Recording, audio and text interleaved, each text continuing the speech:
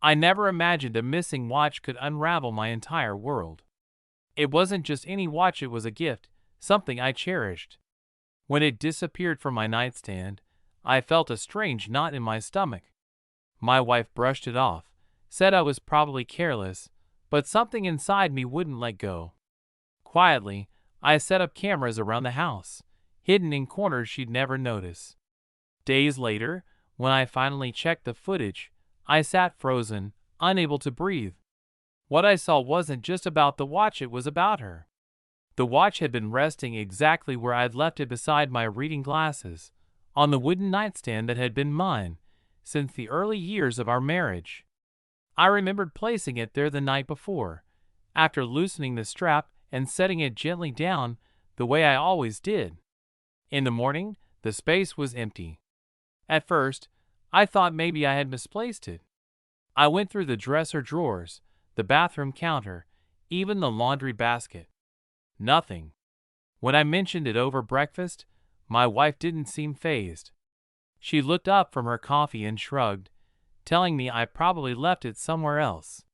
Her casual dismissal stung more than I wanted to admit.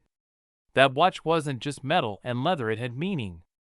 A reminder of an anniversary, of a moment in time when I thought we were unshakable. Still, I nodded and forced a smile. "You're probably right," I said. But deep down, something didn't sit right. It wasn't about the watch anymore. It was about her tone, too dismissive, almost rehearsed. And then, there was the way her eyes had flicked toward the bedroom before she quickly changed the subject. That was the moment the idea took root. I didn't tell her what I was thinking.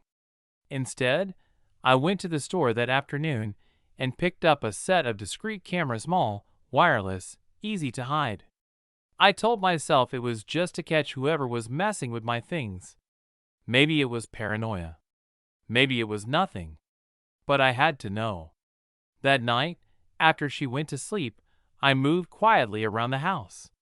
In the bedroom, one tiny black camera nestled between books on the shelf. Another one faced the hallway from the corner near the ceiling. In the living room, I set one behind a decorative vase. Each placement felt like an act of betrayal, yet also a desperate attempt to reclaim control. The next few days were painfully normal. We ate breakfast together, went about our routines, shared small conversations about bills, groceries, and plans. I almost convinced myself I was crazy. Maybe the watch had slipped into some forgotten place, and all of the me suspicion, the camera was nothing but my own imagination feeding me lies. But then came the day I checked the footage. I remember sitting at my desk, heart pounding, fingers trembling as I clicked through the files. Hours of mundane recordings scrolled by her, folding laundry, watering plants, scrolling through her phone. Nothing unusual. And then, late one afternoon, I saw it. She walked into the bedroom, alone. She glanced over her shoulder, as if to make sure no one was watching, though of course she had no idea that I was. Then she opened the drawer of my nightstand. Not hers. Mine. She pulled something out. It wasn't the watch this time. It was something else. Something I hadn't even realized was missing. My breath caught in my throat. It was a small envelope. One I had tucked away weeks ago, containing a bit of cash I hadn't mentioned to her. Nothing significant, just some bills I'd set aside for a personal purchase. I hadn't needed it yet, so I'd forgotten about it, until I saw her holding it in her hands. She hesitated, then unfolded the flap, removed the bills, and counted them with unsettling precision. Her expression wasn't guilt, it was calculation. After sliding the money into her pocket, she carefully replaced the empty envelope, smoothed it out, and shut the drawer. I sat frozen. The watch might have been an accident, but this was deliberate. For the rest of the evening, I couldn't look at her the same. She laughed at some sitcom we watched together, tossed her hair back, and leaned against me on the couch as though nothing was wrong. My arm wrapped around her automatically, but inside, I was miles away, trying to process what I had seen. Why would she take it? Did she need it? She had access to our accounts, our cards, everything was shared. Why sneak around like this? The questions tore at me, but I couldn't confront her. Not yet. If she lied about the watch, she'd lie about this. I needed to see more. So I waited. The following week became a blur of paranoia. Every evening, I scrolled through footage, watching her like a stranger observing a stranger. At first, it was small things, her standing by the window for long stretches, fiddling with her phone with an intensity that made me uneasy. Then I noticed her leaving the house at odd times, sometimes without telling me where she was going. The excuses were simple. Grocery run, just stepping out for a walk, needed some air. Innocent enough. But her eyes always seemed to avoid mine when she said it. One night, long after midnight, I sat alone in the glow of the computer screen. I told myself it was about the watch, about the money, but deep down, I knew I was searching for something bigger. Something I wasn't sure I wanted to find. And then, in one particular video, I did. She was on the phone. At first, her voice was low, almost a whisper. The camera near the living room didn't catch every word, but enough slipped through. I told you not here. Yes, I know. He doesn't suspect anything. My stomach turned to ice. Who was she talking to? What didn't I suspect? She ended the call abruptly and glanced toward the stairs, as if checking whether I was asleep.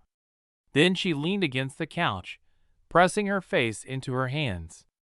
For a long moment, she sat there silently, shoulders shaking, though whether it was laughter or tears, I couldn't tell.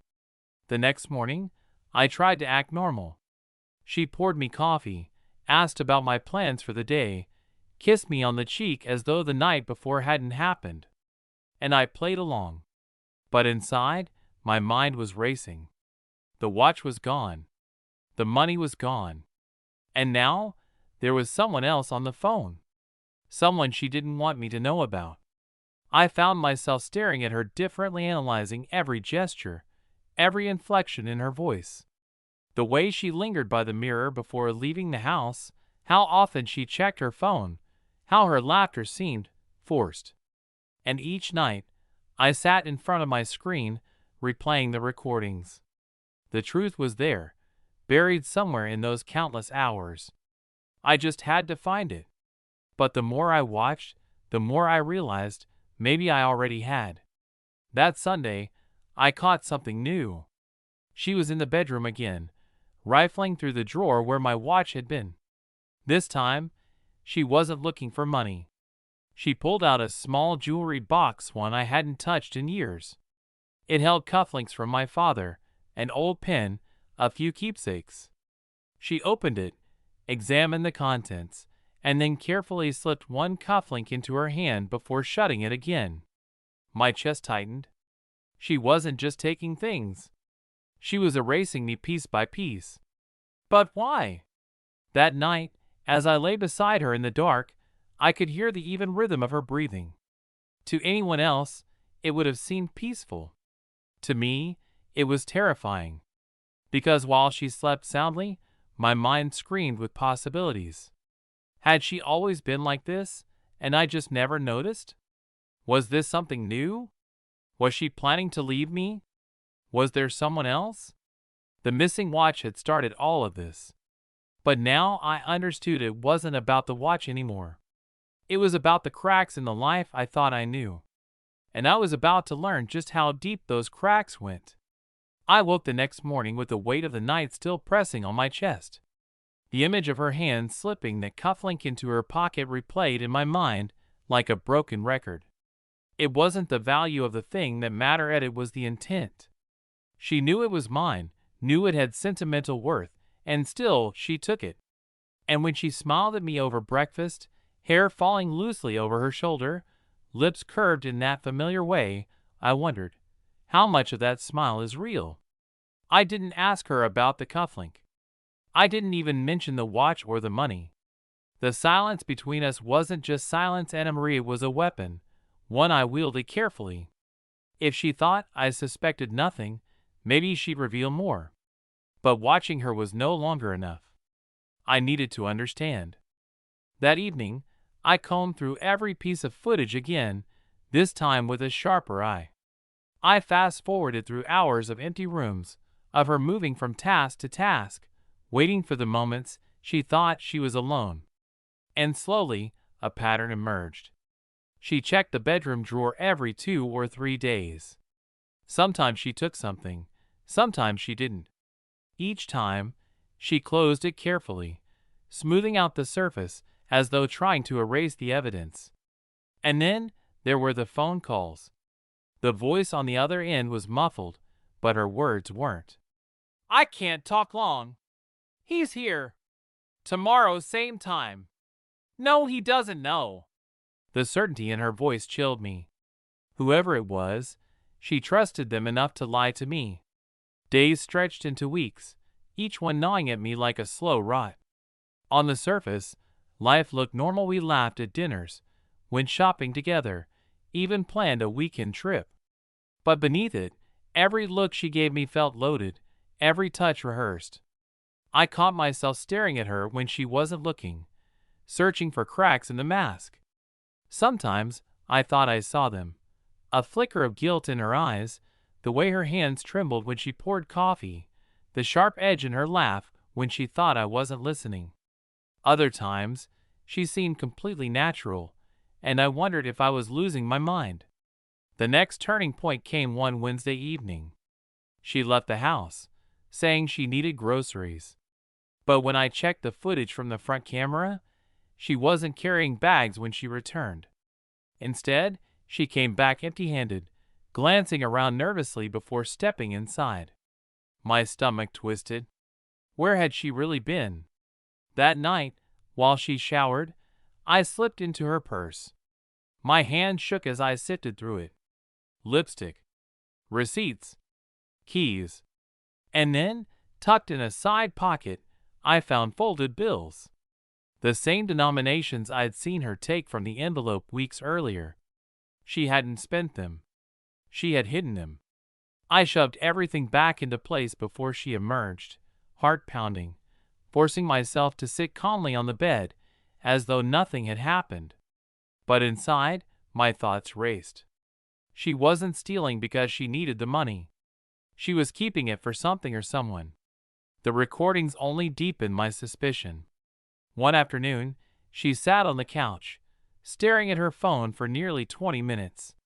She smiled, bit her lip, typed quickly, then deleted something and started again. The way her face softened as she read God, it wasn't the look she gave me anymore. And then, the worst part, she whispered aloud as she typed, a habit she always had when she was deep in thought. "I miss you too." My breath caught. Those 4 words shattered everything. The following days were a blur of rage and doubt. I replayed her whisper over and over in my head, each time feeling like a knife twisting deeper.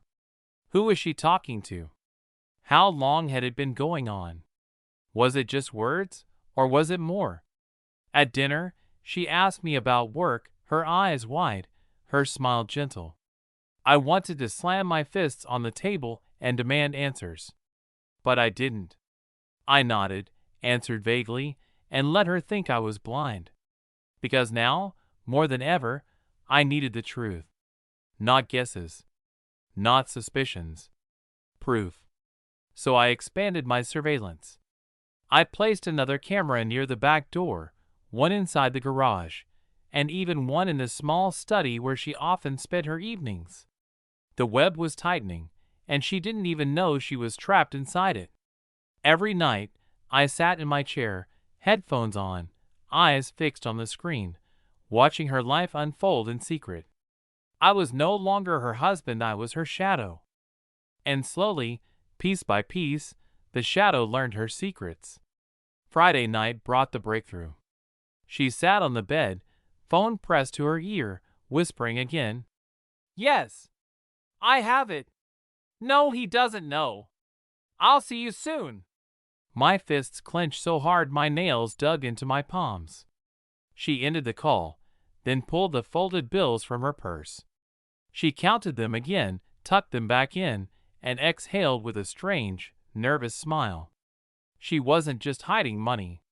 She was saving it. For something. For someone. And in that moment, I knew the watch hadn't been misplaced. It had been taken just like the cufflink, just like the money. My wife was building a life I wasn't part of, piece by piece, using fragments of mine. That night, lying beside her in the dark, I couldn't stop staring at the ceiling. She shifted in her sleep, turning toward me, her hand brushing against mine. Once, that simple gesture would have filled me with warmth. Now it filled me with dread. Because I realized I was no longer lying next to my wife. I was lying next to a stranger. And tomorrow, I was going to catch her. The next morning, I woke with a plan already sharpened in my head. Sleep hadn't been sleep for weeks. It had been a thin strip of quiet in which my brain rearranged evidence into trajectories and motives. I had rehearsed questions, imagined her answers, and rejected them all like bad drafts. Today, I wanted something cleaner, a confrontation with proof that could not be folded into excuses. I didn't tell her I was going out. I kissed her cheek as she sipped coffee at the island, hugged her briefly, and left with the pretense of errands. My actual errand was simple and ridiculous, the kind of thing you do when you're trying to make a husbandly cover for being a detective. Stop by a hardware store for replacement batteries. I pulled into the lot, kept the engine running, and scrolled the footage on my phone while sitting in the car. If she left the house, I wanted to know when. If she went somewhere secret, I wanted to follow the thread. She left that afternoon, not with a grocery bag but with one of the tote bags she used for yoga. She paused in the doorway as if listening for a sound, then closed the door softly behind her. The timestamp read 2:17 p.m. I followed. Not right away. I trailed at a distance, the way you tail someone in a movie, awkward, conspicuous, aware of every heartbeat. I told myself I would maintain distance, that I wasn't going to do anything foolish. But watching her enter a strip of shops, disappear into the glass doors of a cafe, my feet moved before my thoughts did. Inside, she sat at a table near the back, phone angled so the screen was visible only to her. She ordered tea, then stared out the window for a long time, fingers playing with the rim of the cup. A man arrived, latter mid-30s maybe, careful hair, an unremarkable jacket, and sat across from her. They leaned in as they spoke. They smiled. They laughed. My chest constricted like a fist. It would have been unbearable to go in then, to storm the table and demand names and explanations.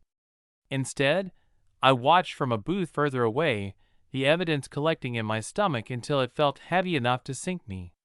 They left together. She hung on to his arm, as if it were the most natural thing in the world. When they parted at the corner, she kissed the side of his mouth, light, brief, but it was there. Proof that words alone had already given me. Proof that the whisper, the "I miss you too," had a face.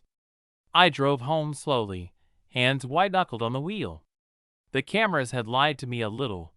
They had hidden the texture of him, the scrape of his laugh, the impatience in his fingers, the particular tilt of his head when she said something that made him soften.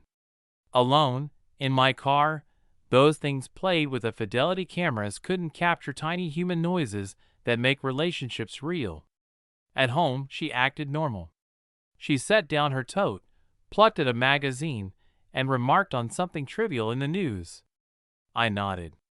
I felt like an actor in someone else's life, performing domesticity while watching the film of betrayal spool in my head. Once she was in the shower, I replayed every moment I had witnessed, pixel by pixel. I fast-forwarded, slowed, froze frames. The cafe camera I'd planted in my phone's gallery didn't exist. My phone had recorded her from the street. It was dangerous and sloppy and, in that moment, the only thing I had that felt indisputable. I called in sick to work the next day. I needed to be present at home, to watch, to catch. I told myself that if I confronted her without more, I would lose her with a single wrong word. I was terrified of two things at once: the possibility that she would stay and the possibility that she would leave. The first week of watching her day-to-day life from the sidecar of my own existence taught me small, brutal things. She had rituals I'd never noticed, a playlist she listened to on repeat, a particular route she took when she walked to the corner store, a cafe she preferred because the staff knew her order by heart. She also had a storage locker 2 towns over, billed in her name, but paid with a credit card I'd never noticed on the statements because I skimmed them like everyone skimmed the world around them looking for totals, not the specific ache of small transactions. The locker became my new fixation. She visited it twice a week, always around noon, always with the same tote. I watched the footage of her sliding the locker door open, lifting a box careful, reverent, and bringing something back to the apartment. Once, she took out a folded shirt and inhaled it like a relic before tucking it into the tote. Once, she poured something from a small bottle into a vial and then sealed it again. These were intimate, private motions, invisible to me until I was watching them on a screen that offered no mercy. I started to catalog her actions: receipts, phone calls, dates, times. A spreadsheet of infidelity and absurd phrase that felt at once crude and exact. The more I cataloged, the more my rage condensed into a cold geometry. I could name times and places, list items and amounts, and still be surprised by the tenderness she displayed toward the other man. It was as if the more carefully she covered her tracks, the more generous she allowed herself to be with him. A week later, I followed them again, this time to a small apartment complex near the river. He walked quickly. She matched his pace. They entered, and the door shut behind them. I waited across the street until she emerged 20 minutes later with a scarf looped around her neck. Then she parted from him at a bus stop and walked home in the kind of slow, unscripted gait people use when they try to forget they're being watched. That night, I confronted the footage that had become my new bedrock. I slowed their conversation at the door, isolating phrases. "Don't tell him. Soon. I can't anymore." Words like puzzle pieces. They fit into a larger picture I hadn't been aware of. This wasn't a fling. This was a planning of something, an exit, a reconfiguration of lives that included someone else and, crucially, excluded me. The idea of being excluded felt worse than betrayal. Exclusion is a sharp-edged erasure. It suggested I could be written out of our story without a single scene to mark my absence. That night I slept badly, sleeplessness replaced by a feverish inventory of what I owned, what I had given, and what she had taken. A confrontation was no longer an option to be delayed. The next day I printed a still from the Kafith kiss, caught half-turned, the man's face blurred enough to dodge legal trouble, but clear enough for me. I held it in my hand like a talisman. I thought about how I would approach her.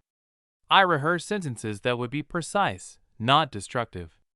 I wanted to be the kind of person who could ask questions and hear answers. I failed at that in my dreams. My words always cracked into accusations. In daylight, I forced restraint. When she returned from the locker that afternoon, toed heavy and smelling faintly of his cologne, I waited in the hallway. The picture was warm in my pocket like a hot coal. When she reached the door, I didn't let her step in. "We need to talk," I said. Her face closed over like a window shutter. For a breathless second, she was the woman who had once known how to console my fears. Then she was the woman who had kept a locker and a lover and the ability to compartmentalize her life into neat, private boxes. "About what?" she asked, voice small. I produced the photograph slowly, as if unveiling evidence at a trial. She did not look surprised, she looked exhausted, and for the first time a new emotion flickered across her face: fear. Not anger, not immediate defiance, but fear of being exposed. "I followed you," I said. "I've been watching." The words felt like crossing a Rubicon. Once the act of watching was confessed, there was no going back to ignorance. She sagged against the doorframe, a brief tremor of surrender. "You shouldn't have," she said. It was not a denial. It was a plea and a reprimand all at once. Everything I had prepared, the careful questions, the demand for transparency, crumbled. I wanted shouting. I wanted a clean break. Instead, the room filled with small admissions. She spoke in fits, not full sentences at first, then smoothing into rhythm like a swimmer finding a stroke. "It started 6 months ago," she said. "I didn't mean for it to. It was lonely. You were always gone. You said you were busy work, appointments, but you were tired when you came back. I tried to be. I tried to make something of the quiet." Her voice was steady. The words weren't. I remembered the nights I worked late, and the weekends I promised would be different. You make promises like banners. You forget to look at them daily, and they fade. "And the money?" I asked. The picture in my pocket seemed to weigh less now that she was speaking.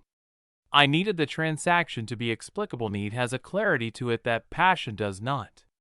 She shook her head. "It wasn't for me," she said. "Not all of it. Some for him. Some, I don't know." Her hands folded over each other, knuckles white. "I thought I could fix it. I thought I could." She stopped, swallowed. "I'm sorry." Sorry had never been a currency we used for these kinds of debts. It didn't erase the late lunches, the folded cufflink, the watch gone from the nightstand. It didn't explain the locker or the whispered calls. But there was something in her apology that felt raw and nakedless, like manipulation and more like confession. I asked the question I should have asked months ago. "Who is he?" Her eyes filled for a moment. She blinked them away. "He's someone I met at the gallery," she said. "Not the gallery you think, the one 2 neighborhoods over. He understands the things we don't say. He listens." The word listens felt like a slap. "And you?" I asked. Do you love him?" She hesitated. "I don't know how to answer that," she said. There was a tremor of truth in it that I recognized. Love is not always a bright line. It can be a set of overlapping shadows. "You could have told me," I said. I know," she interrupted, with a fierceness that surprised me. "I know. I'm ashamed. I'm embarrassed. I wanted to stop. I tried to stop. But then when I was with him, part of me breathed. I don't have an excuse." Her voice dropped. She looked small in the doorway, like a child who'd been found out taking a cookie from a jar. I thought of the years we had. I thought of the mornings she had brewed my coffee, of the times she'd smoothed my hair back when I woke late, of the way she had once leaned into me so completely that it felt like home. Memories crowded in and blurred like raindrops on a window. "This isn't just about the watch," I said, though I already knew that. "It's about everything you've kept from me." She nodded. "I know." For a long time we stood there, the photograph between us an unspoken indictment. There was a distance where there had once been a bed. The conversation I had wanted one of honest explanation and repair slid into a maze of half-answers and trembling confessions. She told me about loneliness, about the small kindnesses he'd offered that our marriage had stopped delivering. She told me about the thrill that had become its own drug. She told me about guilt.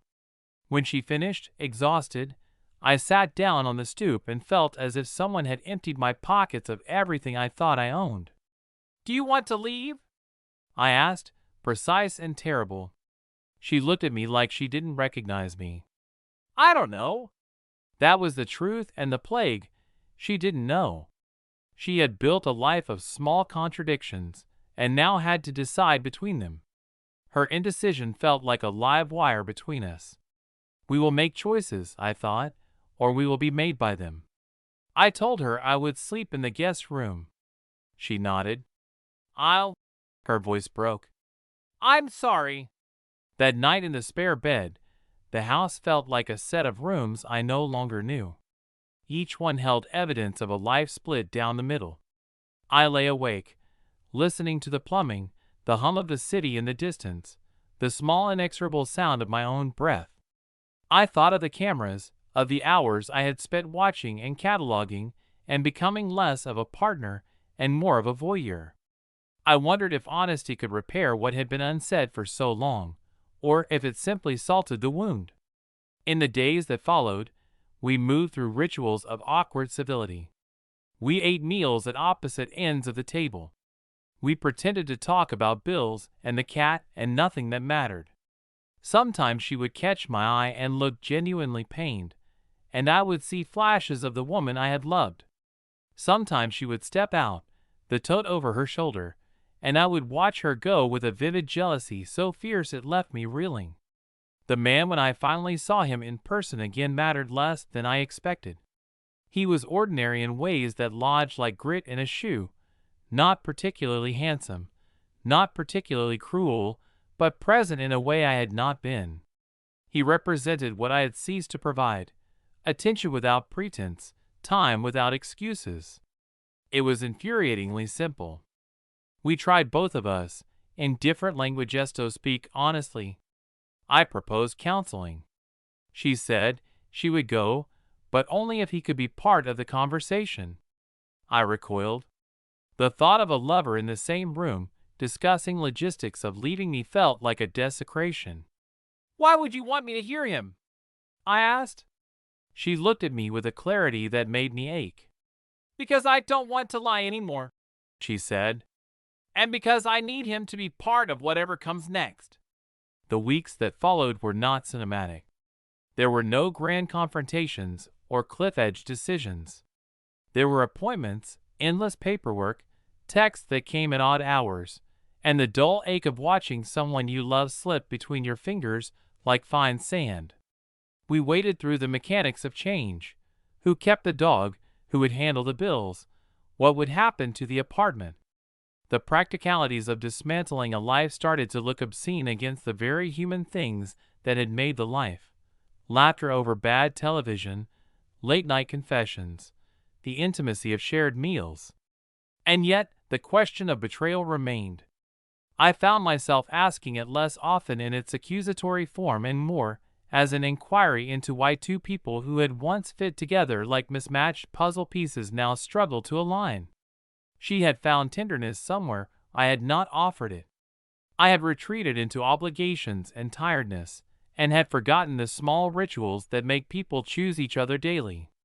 One evening, weeks after the first photograph, she came to the guest room and sat on the edge of the bed. Her face was drawn. She reached for my hand with a hesitancy that seemed to come from another life. I don't want to hurt you more than I already have, she said. But I can't stay in a place that makes me small. It is a strange cruelty of love that sometimes the thing that destroys it is also the thing that made it human in perfection.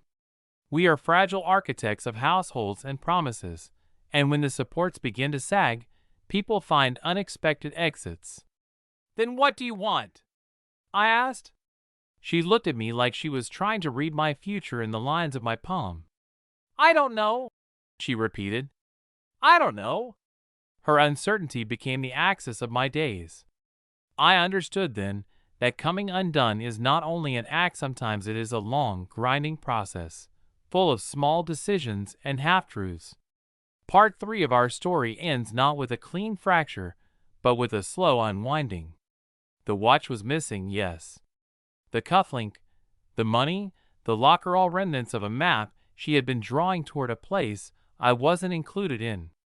I thought of the cameras, tucked away like guilty truths, and the many nights I had watched her as though she were a specimen under glass.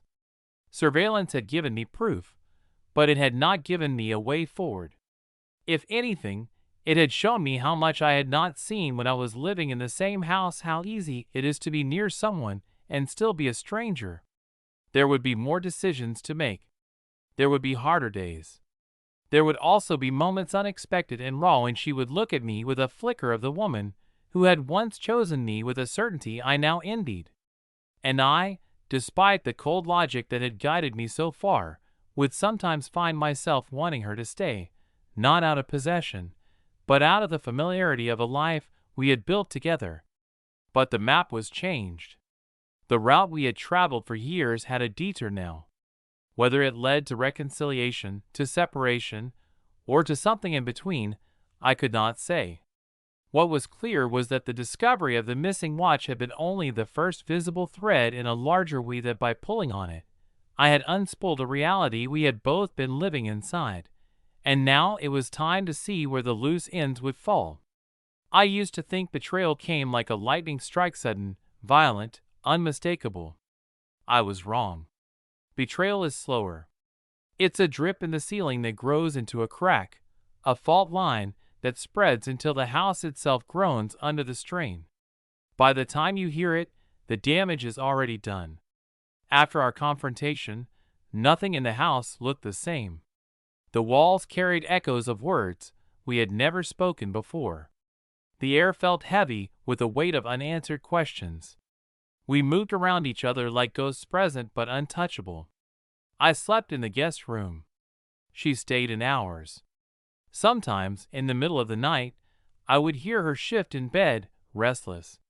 Once, I thought I heard her crying, but by the time I pressed my ear to the door, the sound was gone. I should have stopped watching. I should have turned off the cameras, deleted the files, burned the evidence, and tried to face her like a man instead of a shadow. But I couldn't. The cameras had become my lifeline, my only way to see what was real when her words tangled with lies and half-truths.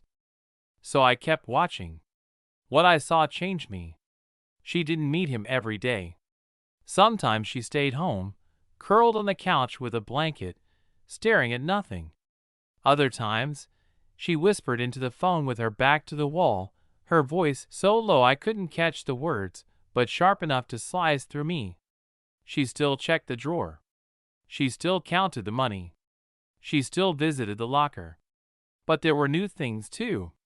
One night, after she thought I was asleep, she stood in the kitchen for nearly an hour, just staring at the photograph I had shown her, the one from the cafe. She traced the edges with her fingers, sighed deeply, and then folded it back into the drawer. Another time, she tore a piece of paper into tiny shreds, flushed them down the toilet, and sat on the edge of the tub with her head in her hands. I didn't know what she was destroying. I didn't know what she was hiding. But I knew this. Guilt had finally settled on her like a second skin. The worst came when I realized the affair wasn't just an affair anymore. It was a plan. On a Tuesday morning, she whispered into the phone, her voice trembling. "Yes, I'm almost ready." "No, not yet. He'll notice. Just give me more time." I froze in my chair, headphones pressed tight against my ears. He'll notice. Notice what? That night, I rifled through her purse again. Buried under receipts and lipstick was a key I didn't recognize. I turned it over in my hand, cold metal biting my skin. It wasn't for our house. It wasn't for our car. The locker. I knew it before I even tested it. The next day, I followed her. She drove across town, parked outside the storage facility, and disappeared inside with her tote. I waited until she was gone, hard hammering, then walked in with the key clutched in my palm. The door slid open with a groan. Inside were boxes stacked neatly, each one labeled in her handwriting. Some were filled with clothes, others with books. But the one in the center, heavier, sealed with fresh tape, was different. I tore it open with shaking hands. Inside were pieces of my life. The missing watch. The cufflink. A pen from my father. Even the envelope, flattened now, but still marked with my writing. She hadn't lost them. She hadn't stolen them to sell. She had collected them, hoarded them like trophies. And in the corner of the box was something worse. A folded stack of papers. I pulled them out. Bank statements. Transfer forms. documents with both our names on them. She had been moving money, siphoning small amounts from our account into one I didn't recognize. It wasn't much at first, just enough to slip under my radar. But over time, it had grown into thousands. I sat on the cold concrete floor, papers spread around me, my chest heaving. This wasn't just betrayal. It was preparation. She was building an escape route brick by brick, dollar by dollar, using pieces of me to pave her way out. That night, I didn't confront her. I watched. I waited. I let her talk. Let her smile weakly at me over dinner. Let her pretend everything was fine. But inside, something inside me snapped. Obsession replaced suspicion. I watched every second of footage, dissecting her movements, memorizing her patterns. I tracked the time she left the house, the days she visited the locker, the frequency of her calls. I wrote it all down in a notebook, page after page of evidence, until it looked less like the ramblings of a husband and more like the case file of a detective. And the more I wrote, the more I realized this wasn't just about her anymore. It was about me, about control, about proving to myself that I hadn't lost everything, that I could still uncover the truth before it destroyed me. But the truth was already destroying me. The breaking point came one Friday night. She told me she was meeting a friend for dinner. I nodded, kissed her cheek, and watched her leave. Then I checked the footage. She wasn't meeting a friend. She was meeting him. At the same cafe, the same booth, the same nervous laugh. Only this time, she didn't just kiss his mouth lightly. She held his face in her hands and kissed him fully, deeply, like she hadn't kissed me in months. I slammed my fist against the desk, pain shooting up my arm. My reflection stared back at me from the darkened screen, eyes bloodshot, jaw clenched, a stranger in my own skin. I had the proof. I had everything I needed. But proof wasn't enough anymore. I wanted answers. And I was done waiting for her to give them to me. I used to think I wanted the truth. I stalked it like a hunter, waited in silence for it to reveal itself, prepared traps to corner it. But when it finally stood before me naked, undeniable, I realized truth isn't clean. It isn't clarity. It's blood. It's wreckage. It's the sound of your own heartbeat shattering in your ears. The night I saw her kiss him, the kind of kiss that erases months of doubt, that confirms everything suspicion had whispered, I knew I couldn't keep pretending. The cameras had done their job. The notebooks were filled. The evidence was undeniable. It was time. She came home late, her perfume lingering longer than it should have, her hair slightly tousled in a way dinners with friends didn't cause. She smiled when she saw me in the kitchen, but her eyes faltered when she realized I was waiting. Long night? I asked, voice steady. Too steady. Yeah, she said quickly, sliding her purse onto the counter. Traffic was terrible. I didn't move. I didn't blink. Who is he? The words fell like stones between us. Her body froze. She turned slowly, her mouth parting, her hand gripping the strap of her purse as though it could anchor her. I don't. I cut in, sharper than I meant to. I've seen it. I know. Her lips trembled, but she didn't deny it. She didn't even try. That silence confirmed more than any confession. We sat across from each other at the dining table, the clock ticking in the background like a countdown. I laid the notebook in front of me, page after page of times, dates, places. Proof. Her eyes widened as she flipped through it, her face draining of color. You were watching me, she whispered. I had to, I said, voice cracking. Because you wouldn't tell me the truth. Her hand shook as she closed the book. She looked at me, then not with anger, not with fear, but with something worse. Pity. I never wanted you to find out like this. She told me everything. The man wasn't new. He had been in her life for nearly a year, slipping through cracks I didn't know we had. What began as small conversations, harmless moments, grew into something bigger, something she convinced herself was love. "He made me feel alive again," she said, tears running down her face. "I didn't mean to hurt you, but I was suffocating here, and I didn't know how to tell you without breaking us." I wanted to laugh. Breaking us? She had already shattered us long before this moment. "And the money?" I asked, my voice low. "The locker? My things?" Her sob caught in her throat. "I needed a way out. I didn't know if I'd be strong enough to leave. So I prepared, just in case." Every word was a knife. Every tear was salt in the wound. I didn't shout. I didn't throw anything. The rage had burned itself out long ago, leaving only ash.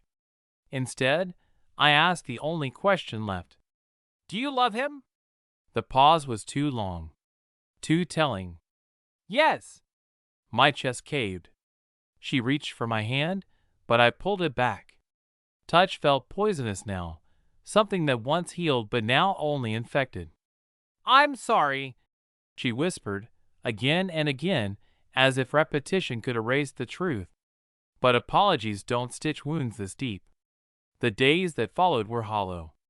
She slept in the bedroom. I stayed in the guest room.